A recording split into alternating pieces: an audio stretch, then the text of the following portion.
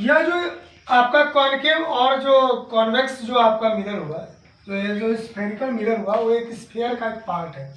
किसका पार्ट है? स्फीयर का एक पार्ट है। और जब यह एक स्फीयर का पार्ट है तो इसका जो सर्कुलर लूप आपको जो दिखाई दे रहा है, सर्कुलर लूप जो यह दिखाई दे रहा है, इसमें क्या होगा, इसका कहीं ना कहीं एक सेंटर होगा और यह जो सेंटर हुआ वही सेंटर जो है इस स्फेरिकल मिरर का सेंटर ऑफ कर्वेचर होता है, जिसको हम डिनोट करते हैं सी से। क्या चीज से डिनोट करते हैं? अब यहाँ जो लाइन इस मिरर का जो मिड पॉइंट होता है इसको हम बोलते हैं पोल। क्या बोलते हैं? पोल। अब जो लाइन इस पोल और सेंटर ऑफ कर्वेचर को मिलाते हुए क्रॉस करे उसको हम बोलते हैं प्रिंसिपल एक्सिस।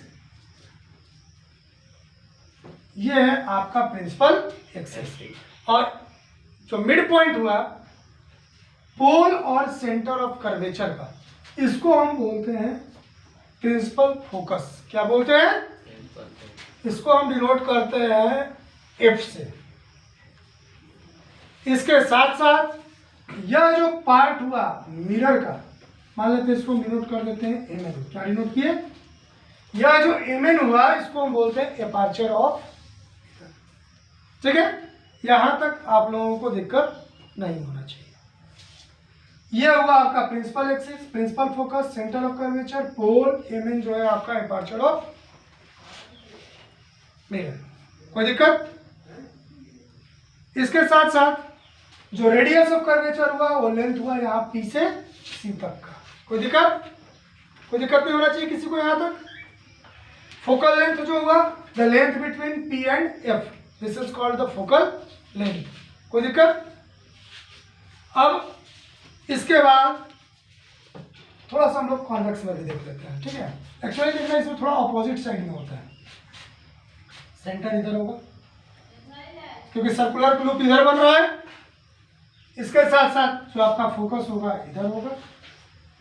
ये आपका पोल हुआ, ये एम एन जो हुआ आपका क्या हुआ, एपर्चर ऑफ मिरर। यहां तक किसी को कोई दिक्कत?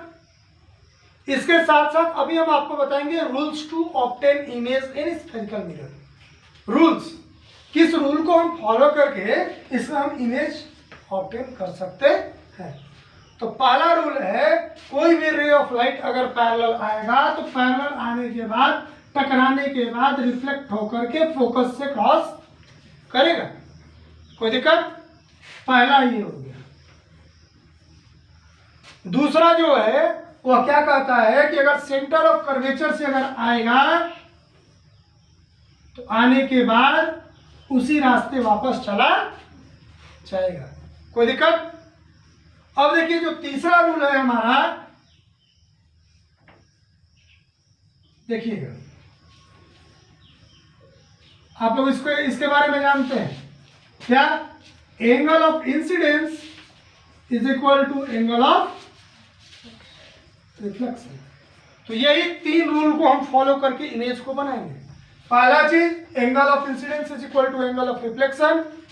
पैरेलल आया तो फोकस से, पैरेलल आया तो फोकस से, या अगर फोकस से आया तो पैरेलल, बात वही हो गया। फिर तीसरा चीज जो हुआ सेंटर ऑफ कर्वेचर से आया तो उसी रास्ते वापस चला गया। यहां भी वैसे ही होगा, पैरेलल आया तो रिफ्लेक्ट होकर के इधर की ओर गया,